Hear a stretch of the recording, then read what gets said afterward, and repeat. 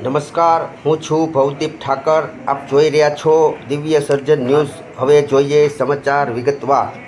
તો તારીખ 23/5/25 શુક્રવાર દામનગરના રોજ કમોસમી વરસાદના કારણે ઘણા લોકો વરસાદના પાણી પીવાથી તથા હાલના વાતાવરણનો કારણે ગંભીર રીતે બિસ્માર હાલતમાં જોવા મળ્યા. દામનગર સરકારી દવાખાનામાં તાવ, શરદી, ઉધરસ જેવા દર્દી જોવા મળ્યા. તેમજ 2 મહિના પહેલાં પ્રજાના લોકહિતની માગણી પણ હતી. આરોગ્ય કેન્દ્રમાં કાયમી ડૉક્ટરની માગણી હોવા છતાં આજ દિન સુધી તંત્રએ આંખ આડા કાન કર્યા. જો પ્રજાના મતોથી ચૂંટાયેલ વ્યક્તિ કામ પડે ત્યારે ગલ્લા તલ્લા કરી રહ્યા હોય અને કોઈ પ્રજાના કામ થતા ન હોય, ફક્ત પ્રજાના પરસેવાના પૈસાથી આરામદાયક એસી ઓફિસમાં બેસી જલસા કરવાનો સમય મળે છે, પણ પ્રજાના પ્રાણ પ્રશ્નો એમની દયનીય હાલત જોઈ શકતા નથી.